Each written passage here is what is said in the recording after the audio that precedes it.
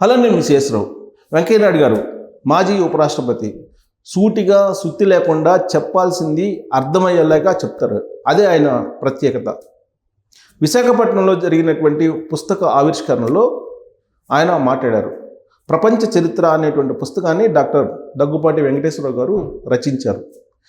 ఆ పుస్తక ఆవిష్కరణకు వెంకయ్యనాయుడు గారు, చంద్రబాబు గారు, నిర్మలా సీతారామన్ గారు, పురంధరేశ్వర్ గారు వీళ్ళు అటెండ్ అయ్యారు. ఆ సందర్భంగా చాలా చమత్కారంగా, చాలా జోవియల్గా ఆ మీటింగు జరిగింది. తోడళ్ళు ఇద్దరు, చంద్రబాబు నాయుడు గారు అలాగే దగ్గుపాటి వెంకటేశ్వర గారు మాట్లాడుకోవటం జోవియల్గా, వెంకయ్యనాయుడు గారు చమత్కారంగా మాట్లాడటం, ఇవన్నీ కూడా మనం చూసాం. అయితే ఆ చమత్కారంలో కూడా చాలా సీరియస్గా ఒక డైరెక్షన్ ఇచ్చారు చంద్రబాబు నాయుడు గారికి వెంకయ్యనాయుడు గారు. ఏంటి అని అంటే, చంద్రబాబు నాయుడు గారు అభివృద్ధి కాముకుడు. ఆయన ఆలోచనలు ఎప్పుడూ అభివృద్ధి వైపే వెళ్తూ ఉంటాయి. కానీ ఎక్కువ ఆలోచనలు ఉండటమే ప్రమాదం అనే దగ్గర ఆయన ఆపేశారు. ఆపేసి మనకి ఎంత సమయం ఇచ్చారు, ఆ సమయంలో ఎంత చేయగలము అనే దాన్ని దృష్టిలో పెట్టుకొని పరిపాలించాలి అనేటువంటి ఒక డైరెక్షను ఇచ్చారు.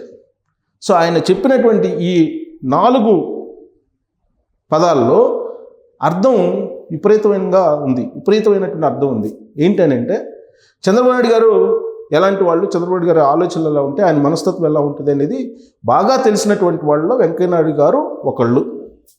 అందుకే ఆయన ఒక సూచన చేశారు. బహుశా ఎవరు చెప్పినా కానీ వినరు చంద్రబాబు నాయుడు గారు అనుకున్నారో ఏమో, ఆ వేదిక మీదనే ప్రజా సమక్షంలోనే వెంకయ్యనాయుడు గారు ఒక డైరెక్షన్ ఇచ్చారు. 5 సంవత్సరాల పాటే ఎవరికైనా కానీ ప్రజలు ఇచ్చేటువంటి అధికారం, ఆ తర్వాత మళ్ళీ ప్రజాక్షేత్రంలోకి వెళ్ళాలి. ఈ 5 సంవత్సరాల పాటు చేసినటువంటి పరిపాలన బాగుంటే, జనరజకంగా ఉంటే మళ్ళీ ఇంకొక 5 సంవత్సరాలు అవకాశం వస్తుంది.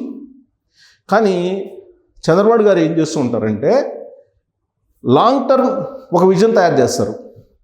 ఆ లాంగ్ టర్మ్ విజన్ వైపు వెళ్ళిపోతూ ఉంటారు. ఈ మధ్యలో రాజకీయాన్ని వదిలిపెట్టేస్తుంటారు. పార్టీని కూడా సెకండ్ ప్రయారిటీ కింద చూస్తూ ఉంటారు. బహుశా అందుకే వెంకయ్యనాయుడు గారు చెప్పుంటారు, లాంగ్ టర్మ్ ప్లాన్ కాకుండా ప్రజలు ఇచ్చినటువంటి సమయాన్ని దృష్టిలో పెట్టుకొని, అంటే ఆ 5 సంవత్సరాల సమయాన్ని దృష్టిలో పెట్టుకొని ఈ 5 సంవత్సరాల్లో ఏం చేయగలరో అదే చేయండి అని చెప్పేటువంటి ప్రయత్నం ఆయన వ్యాఖ్యల్లో నాకు అనిపించింది. చంద్రబాబు గారి గురించి తెలుసు కాబట్టి వెంకయ్యనాయుడు గారికి. సో చంద్రబాబు గారు 95లో తొలిసారి ముఖ్యమంత్రి అయినప్పుడు 2004 వరకు ఆయన ఉన్నారు. 95 నుంచి 2004 వరకు ఆయన తీసుకున్నటువంటి నిర్ణయాల్లో ఐటీ సెక్టర్ అనేది ఒక దూరదృష్టితో తీసుకున్నటువంటి నిర్ణయం. ఆయన ప్రాధాన్యత ఏంటంటే ఐటీ. అప్పట్లో ఆయన తీసుకున్నటువంటి ఆ నిర్ణయం కారణంగా రాజకీయంగా నష్టపోయారు. 2004లో ఓడిపోయారు. ఆ విషయాన్ని ఆయన కూడా ఒప్పుకుంటున్నారు. ఎందుకు ఓడిపోయారంటే, ఆ రోజు ఐటీ అంటే చాలామందికి తెలియదు, అవగాహన లేదు. అవగాహన చేసేటువంటి ప్రయత్నం కూడా అప్పట్లో ప్రభుత్వంలో ఉండేటువంటి వాళ్ళు చేయలేదు. కంప్యూటర్ కూడు పెడుతుందా అని చెప్పి ప్రతిపక్షాలు చెప్తూ ఉంటే ప్రజలు కూడా నమ్మారు. నిజమే కదా, కంప్యూటర్ కూడు పెడుతుందా, చంద్రబాబు నాయుడు గారు కంప్యూటర్ అంటున్నారు, ఐటీ అంటున్నారు, ఈ ఐటీ ఎంతమందికి ఉపాధి ఇస్తుంది, ఇలాంటి సందేహాలు ఉండేవి అప్పట్లో, తొలి రోజులు కాబట్టి. అనేక అనుమానాలు కూడా ఉన్నాయి. వ్యవసాయాన్ని నిర్లక్ష్యం చేశారు, వ్యవసాయాన్ని దండగా అని చెప్పి చంద్రబాబు గారు అన్నారని చెప్పి ప్రతిపక్షాలు బాగా ప్రచారం చేశాయి. ప్రజల్లోకి బలంగా వెళ్ళింది. పైగా రాజశేఖర రెడ్డి గారు లాంటి లీడర్లు చంద్రబాబు గారు వ్యవసాయం దండగాన్ని అన్నారు అని చెప్పి పదే పదే ప్రజల మధ్యకి తీసుకెళ్లారు. నేను ఎక్కడన్నాను చూపించండి మీరు, ఆధారం ఉంటే అని చెప్పి ఇప్పటికీ అడుగుతుంటారు చంద్రబాబు గారు. వ్యవసాయం దండగాని నేను ఎప్పుడు అన్నానండి, కానీ ఇప్పటి వరకు అటు రాజశేఖర రెడ్డి గారు చూపించలేదు, ఆయన పరంపదించారు. ఆయన హెలికాప్టర్ ప్రమాదంలో దుర్మరణం పారారు. ఆ తర్వాత ఆయన వారసుడిగా వచ్చినటువంటి జగన్మోహన్ రెడ్డి గారు అయినా సరే దానికి ఆధారం చూపిస్తారని అంటే చూపించలేకపోతున్నారు ఇప్పటి వరకు కూడా. మరి చంద్రబాబు నాయుడు గారికి హైటెక్ ముఖ్యమంత్రి అనేటువంటి ఒక ముద్ర వేశారు. ముద్ర వేసి కేవలం 1% ప్రజల కోసం ఆయన పరిపాలిస్తున్నాడు అనేటువంటి విషయాన్ని పదే పదే ప్రజలకు అప్పట్లో తెలియజేశారు. దాంతో 2004లో చంద్రబాబు నాయుడు గారు ఘోరంగా ఓడిపోవాల్సిన పరిస్థితి, అధికారం దిగిపోవాల్సిన పరిస్థితి.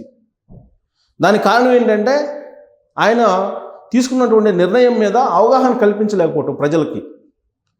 ఇప్పుడు ఆ తప్పు చెయ్యొద్దు అని చెప్పేసి వెంకయ్యనాయుడు గారు చెప్తూ ఉన్నారు. దీర్ఘకాలికంగా 2020 విజన్ అనేది చెప్పి ఆ రోజున ఆ 2020 విజన్ అర్థం కాక ప్రజలకి 2004లో అధికారాన్ని కోల్పోవాల్సి వచ్చింది. దాంతో జరిగినటువంటి నష్టం ఏంటి తెలుగు ప్రజలకు అనేది తెలుసు కదా.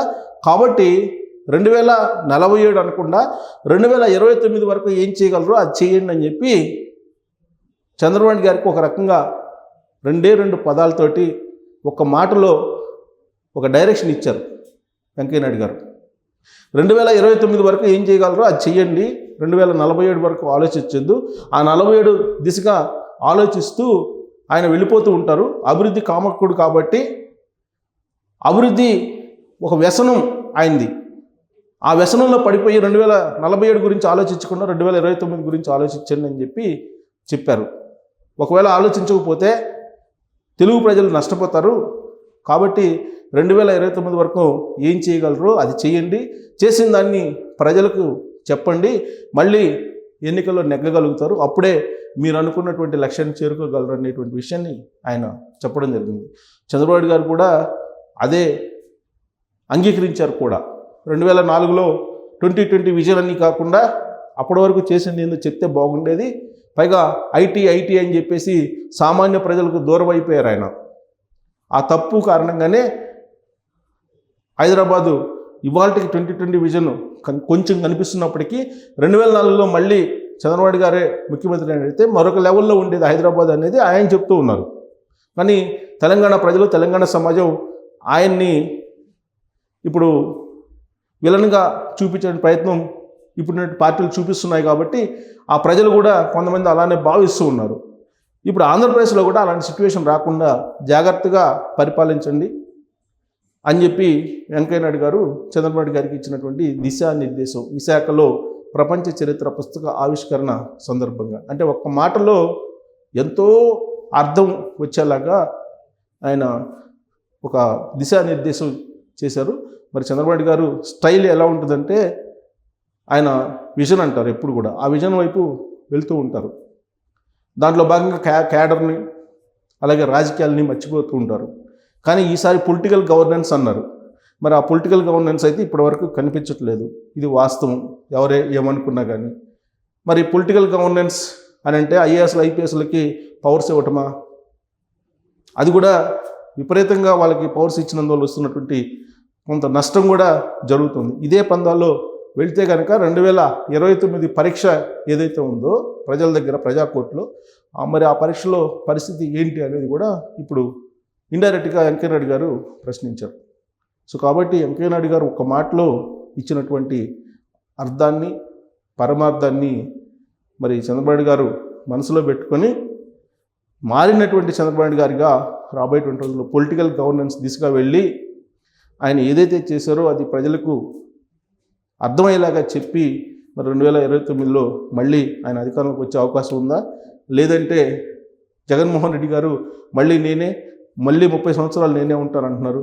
మరి ఏది ఆంధ్రప్రదేశ్ ప్రజలకు మరి సాధ్యము అనేది మీరే తేల్చాలి. Thank you.